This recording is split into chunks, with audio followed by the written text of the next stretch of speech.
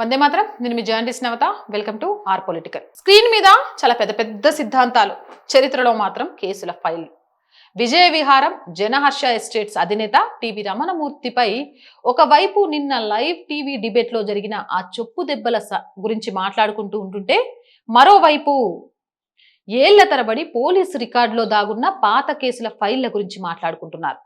Camera ముందు కనిపించే ముసుగుకు, చరిత్ర పేజీల్లో నమోదైన అసలు నిజాలకు చాలా వ్యత్యాసం ఉంది అంటున్నారు. స్క్రీన్ మీద చూస్తే సహనం, శాంతి, విలువలు, కానీ నోరు తెరిస్తే ప్రజాస్వామ్యం, నైతికత, సిద్ధాంతాలు ఇలాంటివి చాలా చెప్తారు.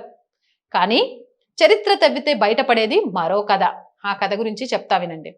ప్రజలకు ఒక విచిత్రమైన అలవాటు ఉంటుంది. ఏంటో తెలుసా? నిన్నటి హెడ్లైన్ ని ఇవాళ మర్చిపోతారు. ఈ రోజు టీవీలో కనిపించే ముఖాన్నే నిజమని నమ్మేస్తారు.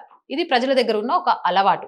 అందుకే కొంతమంది చరిత్రను పాత ఫైళ్లలో పాతిపెట్టి నైతికతను కొత్త స్టూడియోల్లో ప్రసారం చేస్తారు. గతాన్ని తుడిచివేయడానికి కెమెరా వెలుతురును ఒక అస్త్రంగా వాడుకుంటారు. 2003 ఇబ్రహీంపట్నం పాత వార్తా కథనాల ప్రకారం ఒక గదిలో జెలటిన్ స్టిక్స్, డొటేనేటర్లు, ఫ్యూజ్ వైర్లు, గన్ పౌడర్ స్వాధీనం చేసుకున్నట్లు పోలీసులు ప్రకటించారు. దేశ భద్రతకు సంబంధించిన తీవ్ర ఆరోపణలు నమోదయ్యాయి. ఆ సమయంలో మాత్రం ఇది రాజకీయ కుట్ర అని ఖండించారు. ఇక కథ అక్కడితో ఆగిందా అంటే ఆగలేదు. 2005 వ్యాపార భాగస్వామి నవీష్ మూర్తి హత్య కేసు, షేర్ల వివాదం, దర్యాప్తు, అరెస్టులు, ఏళ్ల తరబడి చర్చల్లో నిలిచిన కేసు. ఇది మనందరికీ తెలిసిందే. అక్కడి నుంచి భూ వివాదాల ఆరోపణలు, భూదాన్ భూముల వివాదాలు, ప్రభుత్వ భూముల ఆక్రమణల ఆరోపణలు, ఇలా ఒకటి కాదు రెండు కాదు, విజిలెన్స్ నివేదికలు, ఎఫ్ఐఆర్ల ప్రస్తావనలు అనేకం వచ్చాయి. మరోవైపు రియల్ ఎస్టేట్ ప్రాజెక్టులపై వినియోగదారుల ఫిర్యాదులు, రిజిస్ట్రేషన్ ఆలస్యమైందన్న ఆరోపణలు, డాక్యుమెంట్ల వివాదాలు, కన్స్యూమర్ ఫోరంల వరకు వెళ్లిన కేసులు ఉన్నాయి. ఒక కేసు జరిగిందంటే అది యాదృచ్ఛికం కావచ్చు. 2 కేసులు ప్రశ్నలు లేవనెత్తాయి. 3, 4, 5 మళ్ళీ మళ్ళీ ఒకే పేరు చుట్టూ వివాదాలు తిరుగుతుంటే ప్రజలు ప్రశ్నించటం చాలా సహజం.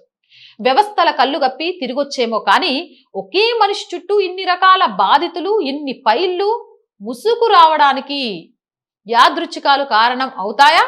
అది ఒక అలవాటు అవుతుందా? మీరే కామెంట్ సెక్షన్లో పెట్టండి.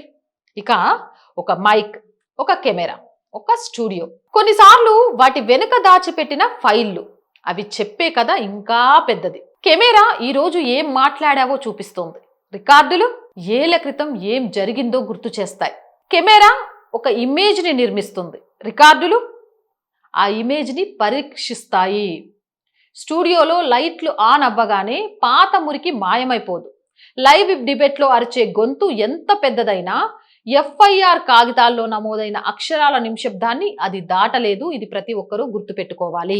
ఈ వీడియో ఎవరిని దోషిగా ప్రకటించడం కోసం కాదు, కానీ ప్రజల ముందు నీతులు, సిద్ధాంతాలు బోధించే వ్యక్తుల గురించి మాట్లాడేటప్పుడు వారి పబ్లిక్ ఇమేజ్ మాత్రమే కాదు, వారి చుట్టూ తిరిగిన కేసులు, దర్యాప్తులు, ఆరోపణలు, రికార్డులు కూడా ప్రజల చర్చల్లో భాగమే అని తెలియజేయడానికి. స్క్రీన్ మీద కనిపించే ఇమేజ్ ఒకటి, రికార్డుల్లో కనిపించే చరిత్ర మరొకటి. ఎందుకంటే నేనేం చెప్పగలను?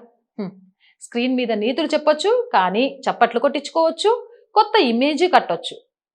కానీ ఒక విషయం గుర్తుపెట్టుకోవాలి, పాత రికార్డులకు కొత్త ఇమేజ్, అదేనండి కొత్త మేకప్ వేయలేరు అని.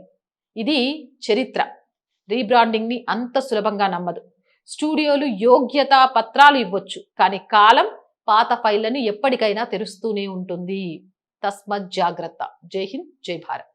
సో రోజు చెప్తుందేనండి, R group of channels, R voice, R political, R Sanskriti channels ని వెంటనే సబ్స్క్రైబ్ చేయండి.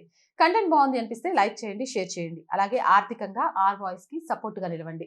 ఆర్థికంగా ఆర్ వాయిస్ కి సపోర్ట్ చేయాలంటే సబ్స్క్రిప్షన్ పక్కనే జాయిన్ అనే బటన్ ఉంది. 1 to 5 లెవెల్స్ ఉన్నాయి. ఏదో ఒక లెవెల్లో సపోర్ట్ చేయండి.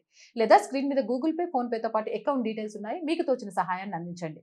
వ్యాపార ప్రకటనల కోసం 8328500576 నెంబర్ని సంప్రదించండి. జై హింద్, జై భారత్.